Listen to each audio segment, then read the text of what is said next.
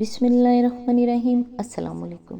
آج انشاءاللہ سورہ فتح کی آیت نمبر 1 سے سٹارٹ کریں گے۔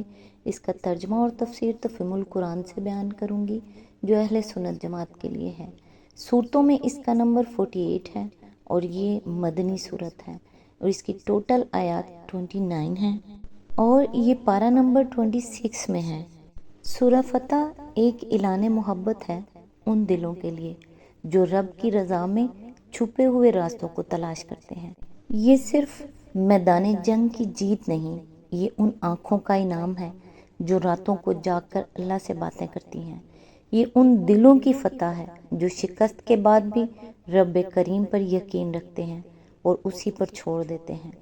اللہ نے اپنے محبوب صلی اللہ علیہ وآلہ وسلم سے فرمایا، ہم نے تمہیں کھلی ہوئی فتح عطا کی، یعنی وہ دروازہ کھول دیا جو صرف اللہ کے خاص بندوں کے لیے کھلتا ہے، یعنی صبر والوں کے لیے، اخلاص والوں کے لیے اور ان کے لیے جو ہر شکست میں بھی رب کی رضا تلاش کرتے ہیں۔ آج جب میں سورہ فتح سے سٹارٹ کرنے لگی ہوں تو میری روح یہ دعا مانگتی ہے، یا اللہ میرے دل پر بھی وہی فتح لکھ دے جو تیرے محبوب صلی اللہ علیہ وآلہ وسلم کو عطا ہوئی۔ مجھے بھی ان قافلوں میں شامل کر لے جو تیرے نور میں چلتے ہیں، جو تیرے وعدوں پر جیتے ہیں اور تیری رضا کے لیے سب کچھ چھوڑ دیتے ہیں۔ آمین یا رب العالمین۔ اعوذ باللہ من الشیطان الرجیم۔ بسم اللہ الرحمن الرحیم۔ اے نبی، ہم نے تم کو کھلی فتح عطا کر دی۔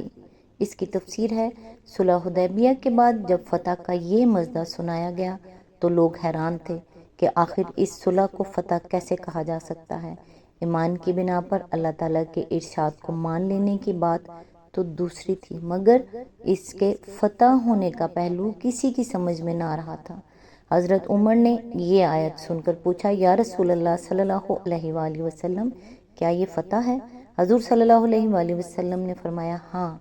ابن جریر ایک اور صحابی حاضر ہوئے اور انہوں نے بھی یہی سوال کیا۔ آپ نے فرمایا، قسم ہے اس ذات کی جس کے ہاتھ میں محمد صلی اللہ علیہ وآلہ وسلم کی جان ہے، یقیناً یہ فتح ہے۔ مسند احمد، ابو داؤد۔ مدینہ پہنچ کر ایک اور صاحب نے اپنے ساتھیوں سے کہا، یہ کیسی فتح ہے؟ ہم بیت اللہ جانے سے روک دیے گئے، ہماری قربانی کے اونٹ بھی آگے نہ جا سکے۔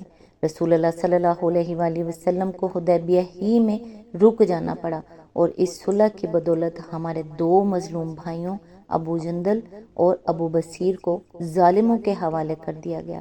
نبی صلی اللہ علیہ وآلہ وسلم تک یہ بات پہنچی تو آپ نے فرمایا، بڑی غلط بات کہی گئی ہے، یہ حقیقت میں تو یہ بہت بڑی فتح ہے۔ تم مشرکوں کے عین گھر پر پہنچ گئے اور انہوں نے آئندہ سال عمرہ کرنے کی درخواست کر کے تمہیں واپس جانے پر راضی کیا۔ انہوں نے تم سے خود جنگ بندی کر دینے اور صلح کر لینے کی خواہش کی ہے، حالانکہ ان کے دلوں میں تمہارے لیے جیسا کچھ بغض ہے وہ معلوم ہے۔ اللہ نے تم کو ان پر غلبہ عطا کر دیا ہے۔ کیا وہ دن بھول گئے جب احد میں تم بھاگے جا رہے تھے اور میں تمہیں پیچھے سے پکار رہا تھا؟ کیا وہ دن بھول گئے ہو جب جنگ احزاب میں ہر طرف سے دشمن چڑھائے تھے اور کلیجے منہ کو آ رہے تھے؟ بحی کی بروایت عروہ بن زبیر۔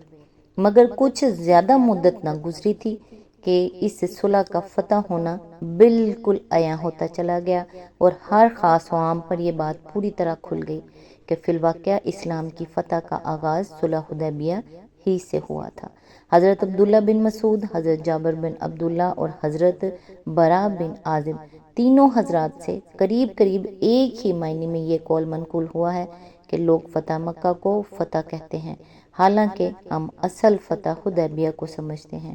بخاری، مسلم، مسند احمد، ابن جریر۔ آیت نمبر 2، تاکہ اللہ تمہاری اگلی پچھلی ہر کوتاہی سے درگزر فرمائے اور تم پر اپنی نعمت کی تکمیل کر دے اور تمہیں سیدھا راستہ دکھا دے۔ اس کی تفسیر ہے، جس موقع و محل پر یہ فقرہ ارشاد ہوا ہے اسے نگاہ میں رکھا جائے تو صاف محسوس ہوتا ہے کہ یہاں جن کوتاہیوں سے درگزر کرنے کا ذکر ہے ان سے مراد وہ خامیاں ہیں جو اسلام کی کامیابی اور سربلندی کے لیے کام کرتے ہوئے اس سعی و جہد میں رہ گئی تھی، جو رسول اللہ صلی اللہ علیہ وآلہ وسلم کی قیادت میں پچھلے 19 سال سے مسلمان کر رہے تھے۔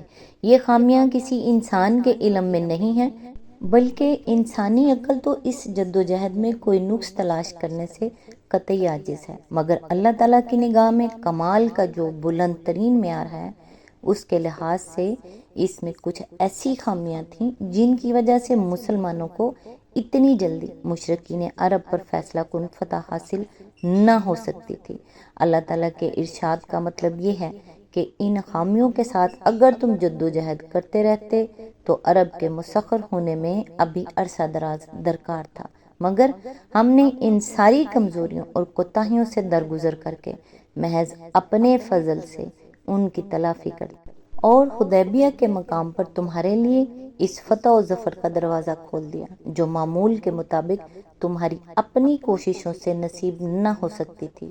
اس مقام پر یہ بات بھی اچھی طرح سمجھ لینی چاہیے کہ کسی مقصد کے لیے ایک جماعت جو کوشش کر رہی ہو، اس کی خامیوں کے لیے اس جماعت کے قائد اور رہنما ہی کو مخاطب کیا جاتا ہے۔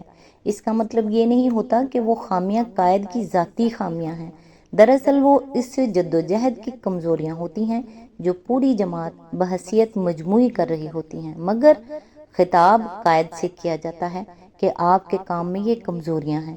تاہم چونکہ روئے سخن رسول اللہ صلی اللہ علیہ وآلہ وسلم کی طرف ہے اور فرمایا یہ گیا ہے کہ اللہ نے آپ کی ہر اگلی پچھلی کوتاہی کو معاف فرما دیا، اس لیے ان عام الفاظ سے یہ مضمون بھی نکل آیا کہ اللہ تعالیٰ کے ہاں اس کے رسول پاک صلی اللہ علیہ وآلہ وسلم کی تمام لغزشیں جو آپ کے مقام بلند کے لحاظ سے لغزشیں تھیں بخش دی گئی۔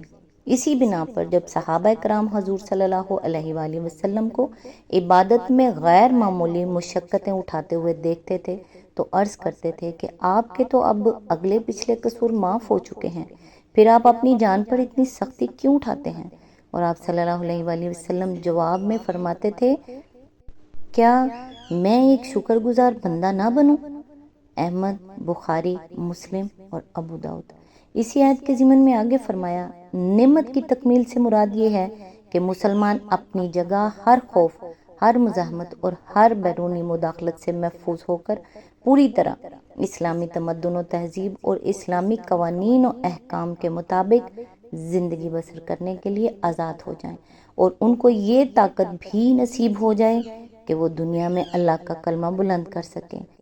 کفر و فسق کا غلبہ جو بندگی رب کی راہ میں مانے اور علیہ کلمت اللہ کی صحیح میں مزاحم ہو، اہل ایمان کے لیے سب سے بڑی مصیبت ہے جسے قرآن فتنہ قرار دیتا ہے۔